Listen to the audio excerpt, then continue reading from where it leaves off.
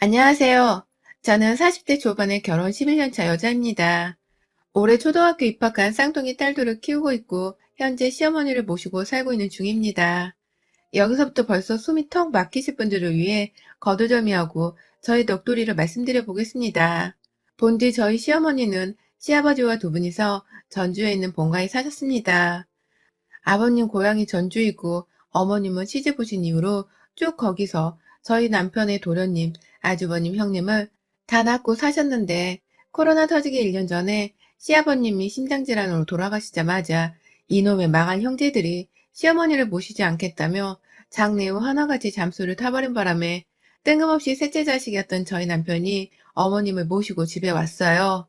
졸지에 저는 형님도 있고 큰아주버님도 계신데 혼자 등신처럼 홀로 남은 엄마를 경제적인 도움조차 받지 못하고 데려온 남편을 옆에서 얼척이 없다며 지켜볼 수밖에 없었습니다. 당연히 저는 합가가 정말 하기 싫었습니다. 내 부모님도 나이가 드셨음에도 모시고 싶음에도 형편이 안 되어 못 모시고 사는 와중이었는데 남편은 왜 뜬금없이 시어머니를 책임지겠다며 저한테 통보식으로 한번 얘기하곤 시어머니를 모셔왔나 싶어서 우라통이 터지겠더라고요. 내가 배우자가 맞냐는 화가 터져나온 것이었죠. 장남이 무조건 시어머니를 맡아야 한다는 건 구시대적인 발상일 수도 있겠지만 어떻게 자식놈들 중에서 한 사람도 돈 10,000원 한 장을 보태주려 하지 않는 건지 정말 속이 끓는 심정이었습니다. 딱 한 번 형님께서 저희 집에 자리 잡으신 어머님 보겠다며 와서는 음료수 박스 하나 놓고 간 게 이놈의 집구석 형제들에게 받은 전부였어요. 다들 잘난 직업 하나 없고 겨우 하루살이 새끼들처럼 살아가는 건 알고는 있었지만 이렇게까지 천륜을 무시하고 모른 척하는 하자 있는 것들일 줄은 정말로 몰랐습니다. 저는 그로 인해 선택의 여지가 없었어요. 남편이랑 죽어도 같이 살기 싫다고 나랑 적어도 제대로 된 상의는 해야 하는 거 아니냐며 물어뜯고 싸우기도 해봤지만 이미 저희 집에 오셔서는 방 하나를 차지하고 계신 어머님이 다 듣고 계신 줄 알고 있었기에 더 큰 싸움을 오래도록 하기에는 눈치 보였고 여기서 내쫓으면 말 그대로 다른 자식들 도움 없이 혼자 사셔야 하는 분이신데 제가 또 그 꼴을 보자니 죄책감이 괜히 들어 속이 불편했어요. 한마디로 제가 거절하지 못할 거란 제 인간성을 미리 파악한 남편이 무작정 데려온 시모였기에 합가는 곧 시간이 흐름에 따라 흐지부지되며 자연스러운 상황이 되어버렸습니다. 합가를 하고 나서는 딸아이들을 포함해 저까지도 불편한 게 한둘이 아니었어요. 코로나 터지기 전까지의 그 1년 동안 어머니께서는 적적해 죽은 맛이다 라면서 주변에서 친구들을 사귀는 것에 엄청 목을 매셨습니다.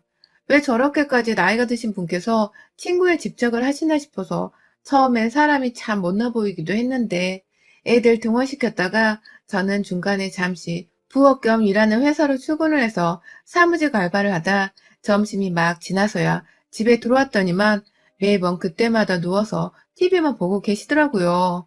말동무가 필요하신 건가 싶었던 마음에 저도 어느 순간부터는 합가에서 불편해 죽겠다는 원망보다는 이왕 이렇게 된 거 시어머니와 자리라도 지내야 아이들도 마음 편히 집에서 살 수 있지 않겠냐며 시어머니를 곧잘 챙겨드리려고 노력했어요.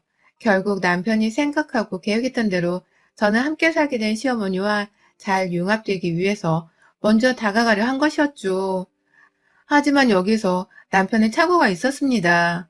정작 지 엄마인데도 불구하고 아들이란 놈이 지 엄마 성질을 제대로 파악하지 못했던 것이죠. 먼저 다가가서 어머님, 주변에 경로당 노인분들 모임이 있는지 알아봐 드릴까요? 라며 말을 거면 시어머니는 적적해 죽겠다는 말을 하면서도 꼭 거절을 하셨어요. 속을 모르겠을 정도로 거절을 하고서는 한다는 말이 니네 엄마는 뭐하고 사시냐? 라고 물으시더라고요. 결혼식 올리고 나서는 단 한 번도 서로를 보신 적이 없는데도 갑자기 도시로 올라와 놓고 보니 가까이 살고 계시는 저희 엄마가 궁금해지셨나 보더라고요.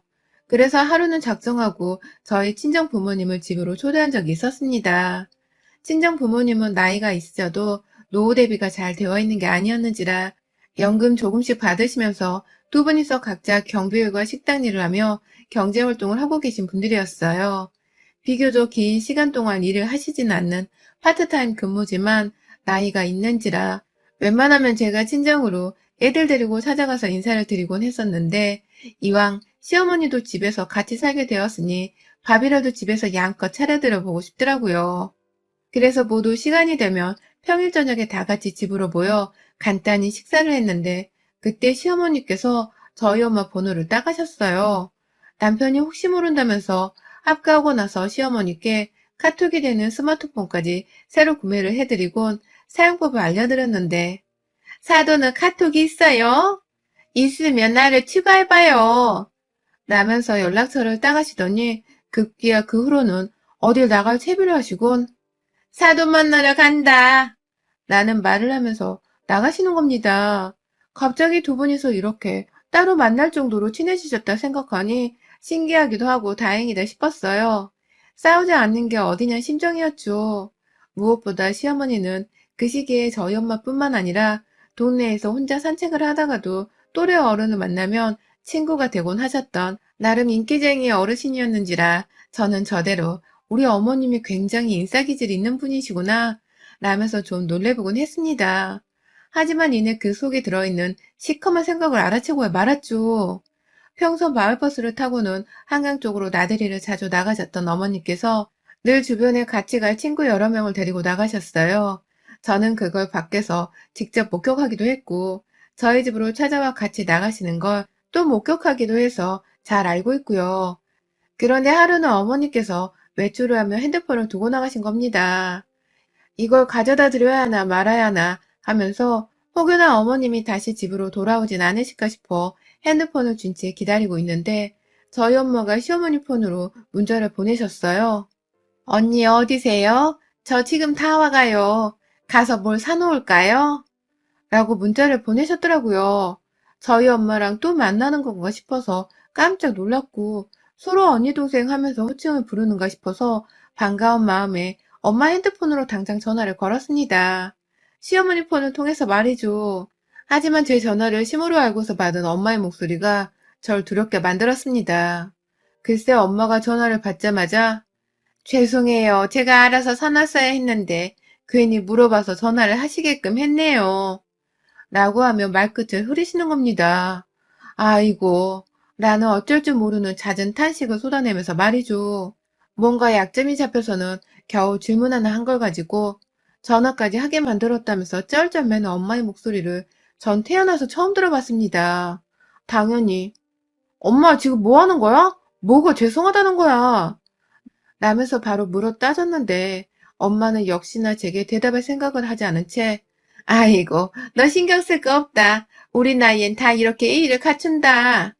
라는 말과 함께 전화를 뚝 끊으셨습니다. 어안이 벙벙한지 핸드폰을 놓아두고 내내 엄마와의 말과 말투가 마음에 걸렸습니다. 뒤늦게야 본인 핸드폰을 찾겠다며 집으로 다시 돌아온 어머님은 아무것도 모른다는 듯이 핸드폰만 쥐어들고는 저를 한번 보고 곧장 집을 나가셨어요.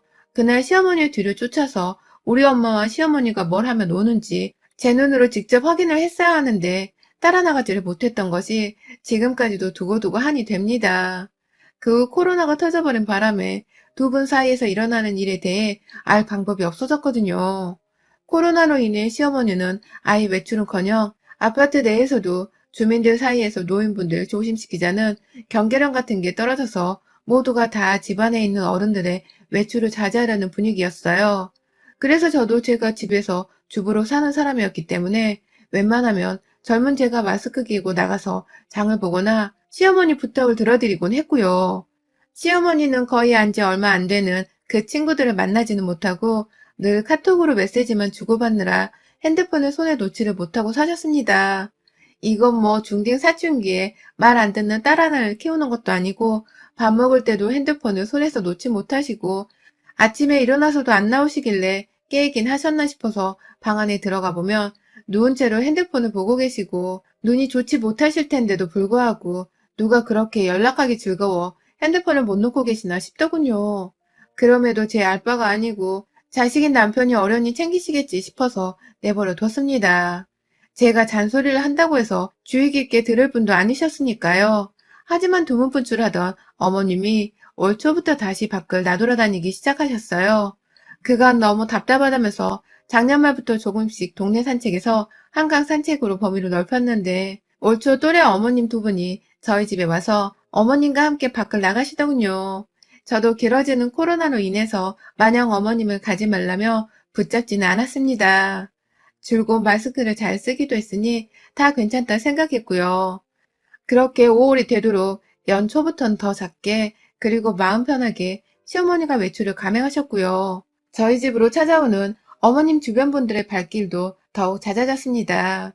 저로서는 아직 코로나가 끝난 게 아니니까 우리 집으로 사람이 좀 그만 찾아왔으면 좋겠는데 어머님 지인분들은 하나같이 잊을만 하면 배를 누르시곤 집안에 들어와서 우르르 현관에 몰려 계시다 어머님이 나서면 함께 문을 쾅 닫고 나가버리셨어요. 마치 일진이긴 일진인데 나이만 60이 넘어서 할머니 일진들이 모여있는 것 같았으니 상상하면 기분이 상쾌할 리가 없었습니다. 그날도 시어머니가 외출한다고 본인 방에서 막 준비를 하고 계시던 때였어요. 그런데 애들 방 청소를 하고 있는 와중에 저희 친정아버지께 오랜만에 연락이 왔습니다. 작년 동안 코로나를 핑계로 얼굴을 제대로 보지 못한 채 안부 문자만 주고받아 왔었는데 웬일로 연락이 와서는 너희 시어머니 간수 좀 똑바로 잘하면 안 되냐? 라고 하시더라고요. 이게 도대체 무슨 소리인가 싶어서 물어보니 네 엄마가 요새 또 네 시엄마한테 불려나가서 하는 소리가 아니냐. 그 옆에 내가 허구한 날 연락을 해서 나오라고 하고 사오라고 하고 사돈이 아니라 원수다 원수. 네 엄마를 무슨 시중드는 한우로 하는 거야 뭐야. 라면서 막 화를 내는데 이게 다 무슨 소리인가 싶더라고요. 알겠다고 진정부터 시켜드린 채 전화를 끊곤 잠깐 생각을 했습니다. 시중 둔다는 아버지 말에 문득 작년과 재작년에 있었던 일이 떠올랐거든요. 저희 엄마가 언니라 시모를 부르면서 뭘 사가야 하냐고 그리고 전화하게 해서 죄송하다고 하셨던 그 수화기 너머로 말을 하셨던 것이 말입니다. 혹 우리 엄마가 그때 시모한테 단순히 예의를 갖춘 것이 아니라 친정 아버지 말처럼 시중이라도 들고 있었던 게 아닌가 싶어 갑자기 뒷골이 확 땡겼어요. 시어머니 방에 가보니 어머님은 이미 외출 준비를 마치셨고 꼼꼼하게 마스크도 쓴 채로 나 나갔다 온다 라며 나가시는데 제가 어디를 가시냐고 누구를 만나시냐고 물어보니 내가 친구들 말고 만나는 사람이 또 어딨냐 그냥 놀러 한번 갔다 오는 거지 라면서 나가시는 겁니다. 불이 났게 그와 동시에 저희 친정엄마한테 연락을 했어요.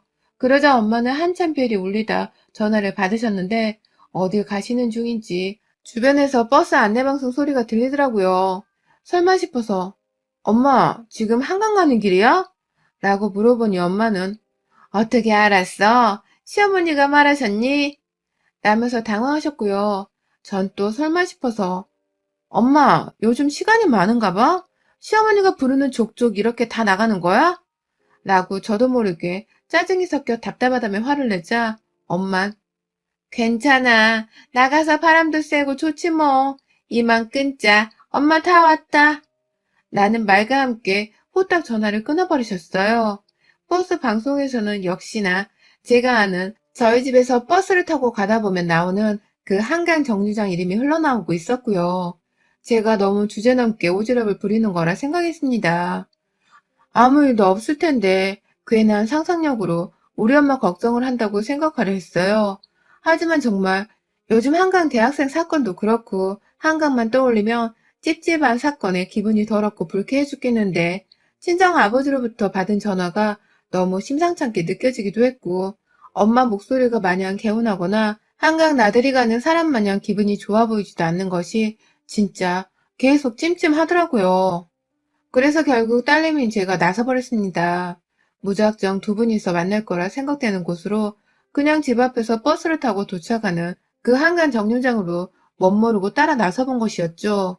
혹여나 버스에서 시어머니를 만날까봐 택시를 타야 하나 말아야 하나 싶었는데 어처구니가 없게도 시어머니 옆에 계시던 두 분의 어머님들이 다 서로 얘기하기 바빠 죽겠다며 수다에 정신이 없었기 때문에 주변 사람들을 신경도 쓰지를 않더군요. 에라 모르겠다면서 혼자 성격까지 쓰고서는 빠르게 따라잡은 시어머니 일행의 뒤를 바짝 쫓아 같은 버스를 타고 한강으로 향했습니다. 엄마는 아까 전화로 이미 목적지에 도착을 하셨다고 했는데 시어머니 일행은 무슨 일에서인지 아직도 도착을 하려면 20분은 적어도 더 남아 있었고요. 혼자 기다리고 계신 엄마가 걱정되는 와중에 왜 엄마는 혼자서 바보처럼 그리 일찍 도착을 해서는 매번 먼저 시어머니를 기다리시는 건가 싶어서 분통도 터질 것 같았습니다. 문제는 버스에서 내리는 시어머니 일행이 저희 엄마를 맞이하는 태도였습니다. 순간 자맹이고 뭐고 쓰고 있던 선캡을 화가 난다며 던져버릴 뻔했어요. 글쎄 시모가 누가 봐도 버스 정류장 앞에서 언니 하며 부르는 저희 엄마를 본체만치 하며 그냥 지나쳐버렸는데 저희 엄마는 그걸 또 미안하단 식으로 쭈뼛거리시며 그 일행이 뒤를 따르시더라고요. 이게 뭔 상황인가 싶었습니다. 마치 내 자식이 친구들 사이에서 따돌림이라도 당하는 걸 목격한 처절한 심정이었어요. 그리고는 그 일행넷을 따라 나서는데 쫄래쫄래 앞서가는 건 여전히 시어머니와 그 주변 두 아주머니셨고 저희 엄마는 기껏 일찍 도착해서 기다리기도 오래 기다렸을 텐데 누구 하나랑 제대로 된 대화 한 번은 해보지도 못한 채 뒤에서 따라가고 계셨고 급기야 공원 안에 들어가면 넓은 잔디공원 한가운데에 편의점이 하나 있는데 한두 번이 아니라는 듯이 남은 일행들은 잔디가 아닌 벤치가 있는 의자 쪽에 가시더니만 저희 엄마 혼자서 호다닥 뛰어 편의점으로 들어가시는 겁니다. 그리고는 글쎄 저희 엄마가 직접 계산을 했는지 봉지 안에 가득 맥주캔이랑 간식거리를 들고서 시모 일행 쪽으로 걸어가는데 그 모습을 보면서 처절했던 나머지 속이 답답하다며 저도 모르게 엄마의 뒤를 쫓았습니다. 엄마는 일행 앞에 고맙단 소리 한 번 안 하는 그 노인네들한테 맥주캔을 따주며 앞에 놓았고 이내 자신도 한잔 하려는 것을 시모가 나서서 말하더라고요. 안 되지. 나중에 이거 다 치고 가야 하는데 같이 술 먹고 뻗어버리면 어떡해. 우리 너 안 데리고 갈 건데? 라고 말을 하자 옆에서 뭐가 웃긴지 일행들이 쳐웃는데 확 뒤통수를 갈겨주고 싶었습니다. 엄마가 맛있게 드세요. 라면서 별다른 대꾸도 못한 채 시모 말에 그냥 수긍을 하곤 멀찌감치 혼자 앉으려 하는데 제가 그 모습에 아니 우리 엄마가 지들 쫄딱 그러는 거야 뭐야? 이 할망구들이 정신머리가 나갔나? 돈 계산은 하고 얻어 처먹는 거예요? 지금 우리 엄마 앞에 두고서 뭐하는 짓거리들이에요? 라며 다가가 대뜸 처먹고 있던 맥주캔을 뺏어다 시모의 얼굴에 부어버렸습니다. 들고 있던 빈캔을 옆에 있던 일행 아줌마한테 던져버리자 그게 어깨를 맞고 땅바닥에 튕겨져 나가 요란스러운 깡통 소리를 내는데 그 시각에 있던 젊은이들이 저희를 바라보는 게 다 느껴질 정도였죠. 시어머니는 저를 보고 당황해서 맥주를 얻어맞았음에도 불구하고 그걸 닦아내며 네가 여기 웬일이냐? 라며 어찌 찾아온지만 묻다가 급기야 저희 엄마한테 버릇처럼 무례할 정도로 우리 여기 있다고 네가 꼰지른 거야? 라며 저희 엄마를 향해 화를 내는데 제가 그만 꼭지가 돌아서는 시모의 멱살을 잡고 끌고 내려갔습니다. 한강으로 말입니다. 물가로 들어가는 길이 그 방면에서는 없었는데도 시모는 물에 빠뜨려 정신을 차리게 해주겠다며 네 사돈인 걸 알면서도 예의를 밥 말아먹고 말을 그따위로 하냐면서 멱살을 놓치지 않은 채 엄마의 만류에도 불구하고 시모를 끌고 걸어갔어요. 자전거 도로가 바로 앞에 있어서 옆에 자전거 탄 사람들이 무섭도록 달려오고 있었는데 그걸 무시하고 길가로 나갔다가 사고도 날 뻔했어요.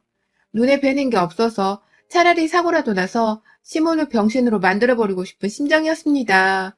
기겁을 하고서는 시모가 제게 살려달라고 애원부터 하기 시작했고 뭘 잘못했길래 나한테 살려달래요. 내가 죽일 생각인 건 알고 있긴 한가 보죠. 라며 대꾸를 하자 그게 아니라 한 번만 봐줘. 라면서 결국 자기 잘못이 뭔지는 말하지 않고 봐달라는 아픔만 떨더라고요.